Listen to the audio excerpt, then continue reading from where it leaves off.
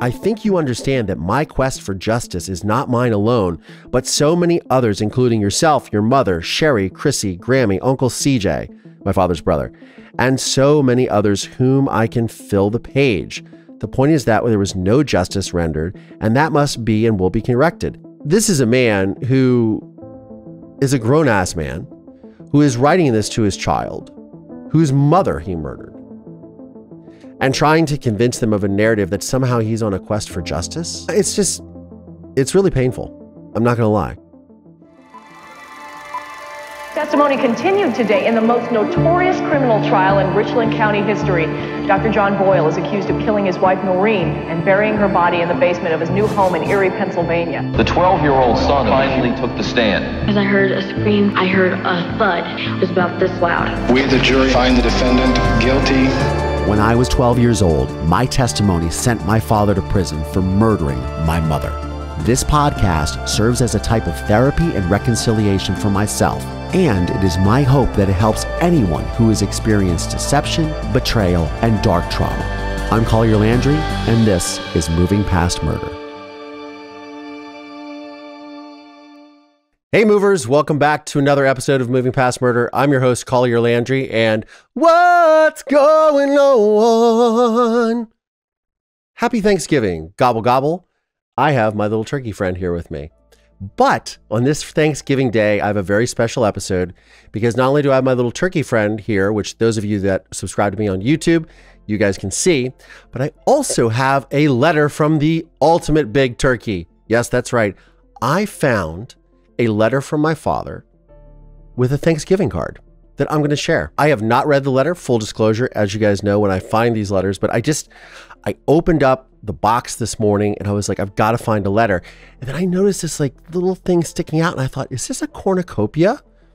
And alas, it was. So anyways, happy Thanksgiving to everyone. A happy Native American Heritage Day to those of you indigenous peoples in the United States and the rest of you around the world. A happy day that we celebrate you as well. I hope everyone is enjoying the start of the holidays with their family. It's a very weird time of year.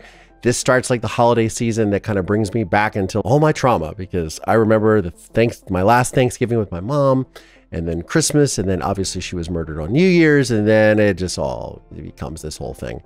Just remember how nasty my father was at that time. And it was, it's a shame, but it's also Black Friday. Since it's Black Friday, I have recently become an Amazon affiliate, and I have an affiliate link for you guys to click. It's collierlandry.com/Amazon.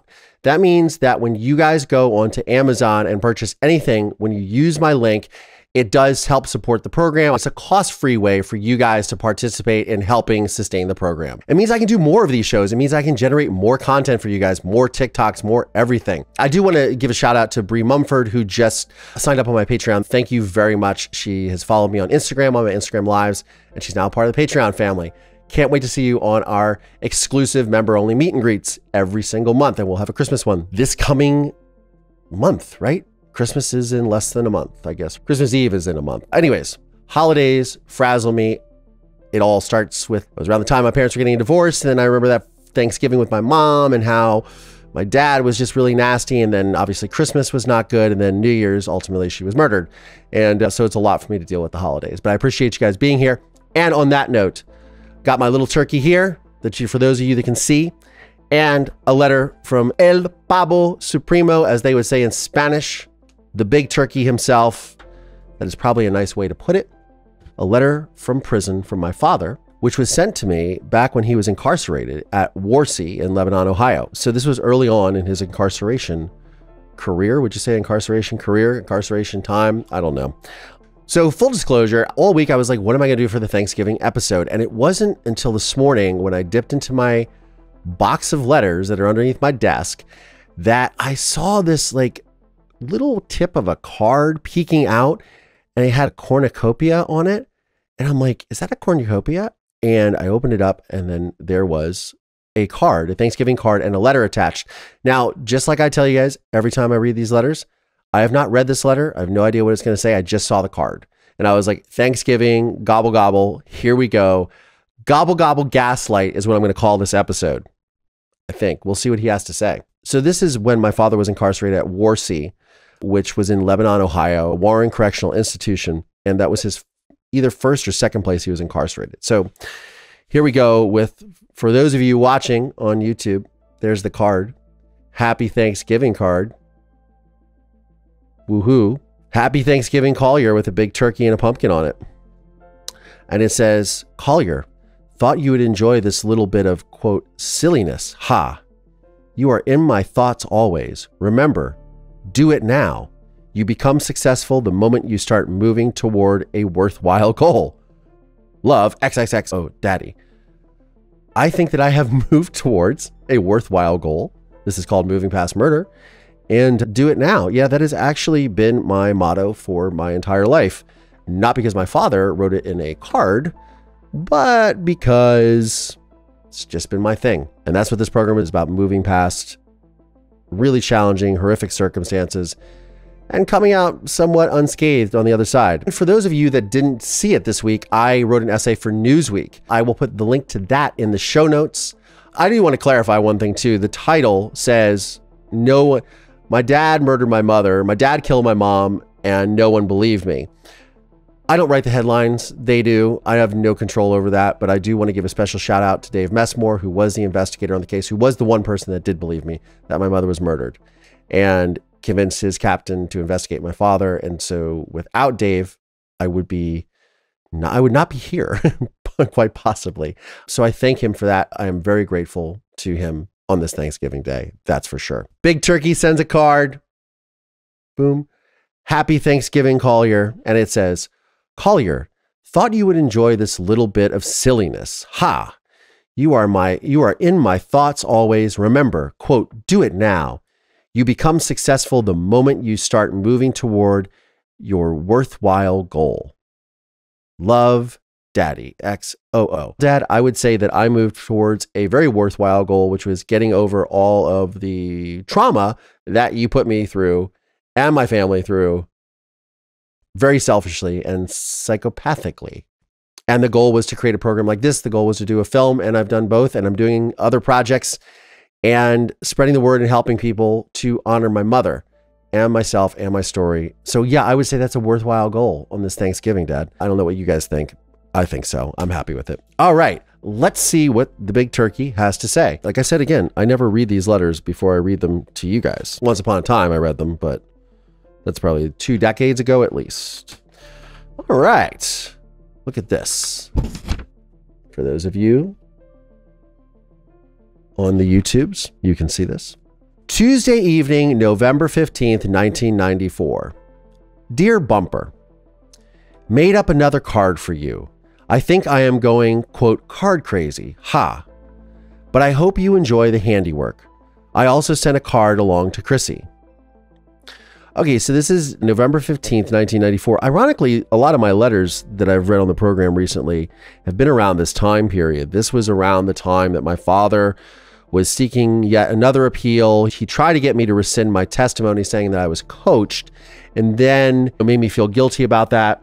And I ended up authorizing the exhumation of my mother's body due to an article that was in a publication called the Akron Beacon Journal that brought up discrepancies in the autopsy. And for my own sanity and for my own wanting to move past everything, I authorized, as well as I believe my Aunt Carol, my mother's sister, to have my mother's body exhumed and for them to take DNA evidence. And I went with my adoptive father, George, at the time, and I gave blood and DNA samples to prove that it was my mother, which of course it was. But yeah, so he's sending me cards. He's acting very affectionate. And it's really weird because like my dad will write this ha all the time, like his whole life. And every time I say that, I cringe. If I write that in a letter or a text message, ha, it brings me back to that. I don't know if I'll ever get over that. It just makes me think about this guy, and it makes me cringe that I do it. So if you get text messages from me and I write ha, know that I'm cringing when I write it. Anyways, I digress on that point. Back to the letter. Just a few things to mention. Tom Adgate, oh, here we go. Tom Adgate will be coming to visit me along with another attorney on Friday, December 2nd. I am looking forward to that meeting as we have had hours of conversations over the phone, but this will be our first, quote, face-to-face meeting. Tom is anxious to move along in the case, as are his staff. So Tom Adgate was my father's appeals attorney or appellate attorney, whatever you call it. And he's keeping me abreast of his situation. So again, as I said, my father at this time is trying to get me to rescind my testimony, say I was coached by the prosecution, by Dave Messmore, yada, yada, all of which was, of course, not true. I think you now realize how unfair my trial was and the subterfuge that was conducted around the trial. In our system of justice, we cannot allow such actions to be perpetuated upon anyone, regardless of whom it is. I think you understand that my quest for justice is not mine alone, but so many others, including yourself, your mother, Sherry, Chrissy, Grammy, Uncle CJ, and so many others whom I can fill the page. The point is that there was no justice rendered, and that must be and will be corrected. Wow. This is it. Gobble, gobble, gaslight. It's a perfect title for the episode. I'm so stoked. I'll read on. In case I did not mention it to you, quote, JB Siegel and Bill are divorced. Tell George that Bill Siegel's company is called ARA Services and is a major player in food delivery services, magazines, and newspapers, etc. I am certain that George is aware of the company. So he's referring to my adoptive father and this woman named JB Siegel, who I've never met. I probably met her when I was a kid, but she was friends with my mother. I think I tried to reach out to her years ago. Yeah, I guess they went to school together in Philadelphia at Sicilian Academy or something like that. I don't know. Also, in the trial, you must recall that although my genes were mentioned, they were never introduced into evidence. The fuss over the genes was just a trial ploy by Mayer for the jury, just like the dental x-rays that were never taken or read at trial by the forensic dentist. The dentist told Ted Joy, now Ted Joy is the author of the article series in the Akron Beacon Journal at this time. The dentist told Ted Joy the x-rays were blurred and not usable anyhow. This was the quote stuff in Dr. Schmunk's file. Dr. Schmunk was my dentist. Dr. Schmunk is a good man and with a good family, and he adored my mother, as did Shelley Wilson-Seckel, who worked adjacently to Dr. Schmunk, who helped pull these dental records for Dr. Martz, who also loved my mother, and Shelley adored my mother. And so, yeah, all, again, gaslighting, falsifications, false narratives. It's just all great. This is all great fodder for your post-Thanksgiving food coma. I think so. I'm enjoying this. Not really. I enjoy it. It's funny to me now, but it's also really sick, is the emotions that I go through this. Back to the letter. Before I forget, I would like to call you on Christmas Day. I can't give you the time yet, as I will be fighting for the phone all that day with the other prisoners, but I would like to call you that day, okay? Remember, you are a good person. I am very proud of you and your progress and achievements. I will continue to be very proud of you forever. I think you will do well in school with a bit more application to your studies. Your position is no different from others. The exception being now you must foster good habits and achieve. I know you can do it. It is in your genes. The genes that were admitted into evidence? No? Oh, too soon? Okay. I'll scramble for the moment. Have more letters to write. Please keep me in your thoughts and prayers as I do you. I love you bundles and bundles always. Love and kitties. XXX with Daddy. Whew. Oh boy. So this is the typical pattern of these letters, as you guys have seen in the past, as I have seen, where it starts with complimenting, oh, I sent you a card, I do all this, I love you, blah, blah, blah. And then, oh yeah, and then your sister, Chrissy. And then, so Chrissy is my half-sister that was born 12 days before my father was arrested. And then he goes into just a few things, and then he goes into his whole diatribe about how his trial was unfair, obviously the evidence, all these things, which all of this is just conjecture and is utterly fanciful. Like, my father murdered my mother. He knows it, and he did it. And this is his way of obviously gaslighting me right before the holidays to make me trudge all this stuff up. I believe at this time he was giving some of those interviews as well on the audio tapes that we've heard on previous episodes. And I have more tapes, by the way, more tapes, which will be part of episodes. I have discovered more tapes with my father. Very exciting stuff, and it will be included in my Patreon content for sure. But here's the thing. So again, this is my father propping me up a little bit with the card, buttering me up, and then goes into all of this. And again, to mention how he's on this crusade. I believe is what he looked for. His quest for justice is not I think you understand that my quest for justice is not mine alone, but so many others, including yourself, your mother, Sherry, Chrissy, Grammy, Uncle CJ, my father's brother, and so many others whom I can fill the page. The point is that there was no justice rendered, and that must be and will be corrected. So a quick question, because he mentions my grandmother, his mother, my uncle, who's my godfather, who I haven't spoken to in ages, who doesn't talk to me, his brother, but he doesn't mention his sister, which is really weird and bizarre to me, my Aunt Mimi. Again, I was the one who was on the quest for justice. I was the one who was doing this for myself, my mother, my family, my community, because I wasn't going to let this son of a bitch get away with murdering my mother. I think he's got it a little twisted. What do you guys think? As I look at this as an adult, and these are always the things that get me every time I read these letters, is I have to realize that this is a man who was not going to be much, would at this time not be too much, maybe 5-6 years older than I am now, writing this. No, more than that. Sorry. He's like in his 50s. I'm very far away from that. This is a man who is a grown ass man who is writing this to his child, whose mother he murdered, and trying to convince them of a narrative that somehow he's on a quest for justice. And that's the staggering thing. Every time I read these letters, just the sheer chutzpah, audacity, what have you, that it's really painful. I'm not going to lie.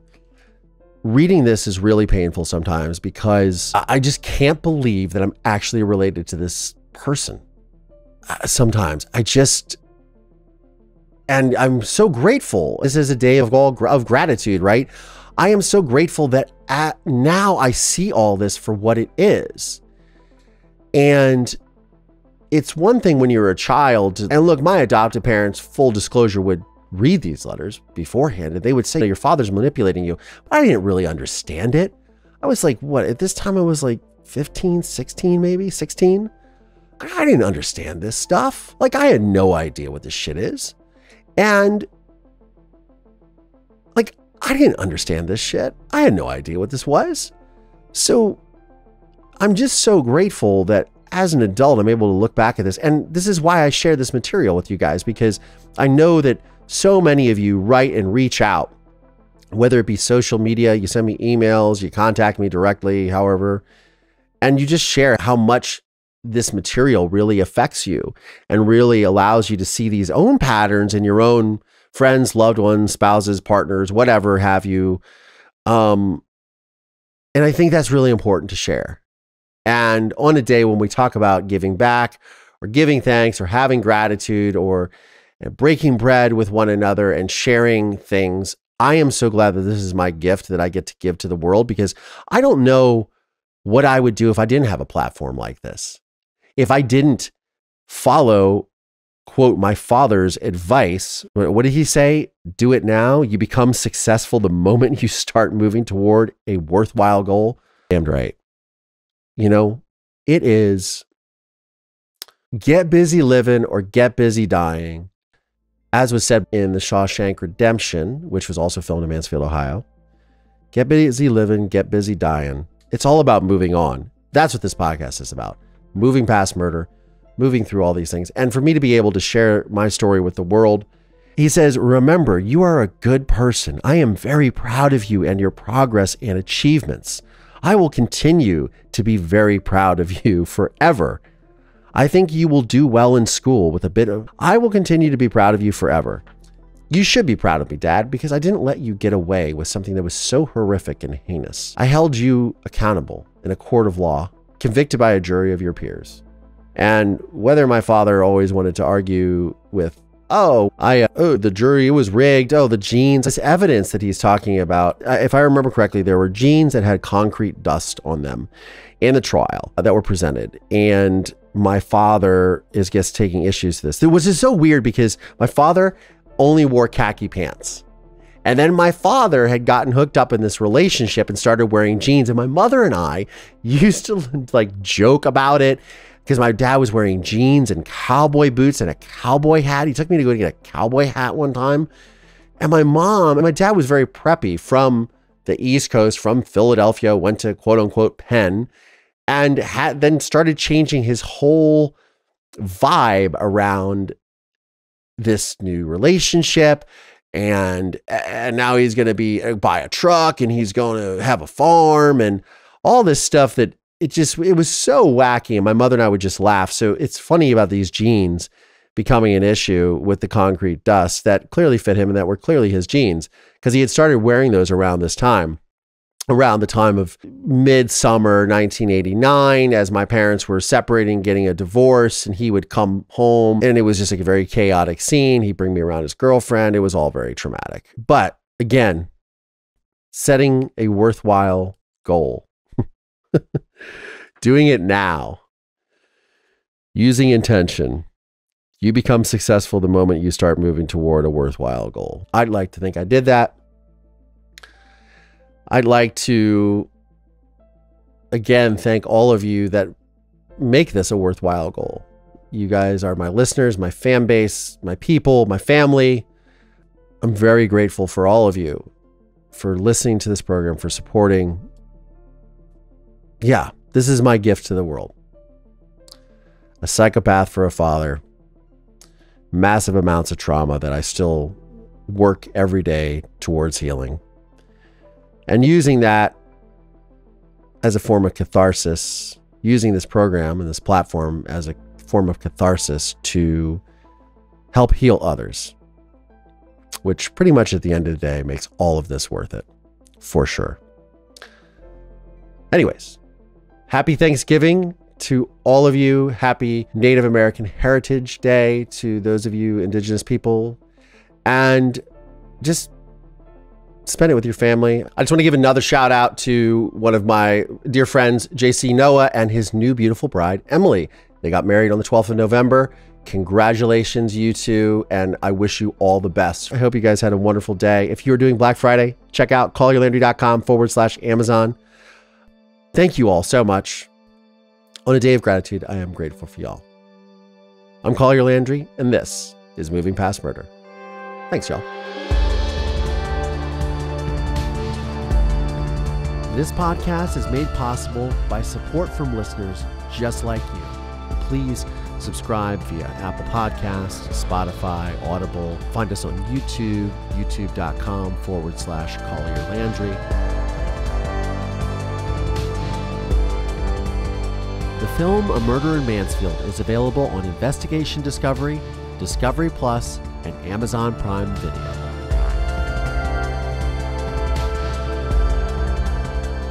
This podcast is a production of Don't Touch My Radio. Please visit mpmpodcast.com to show your support today.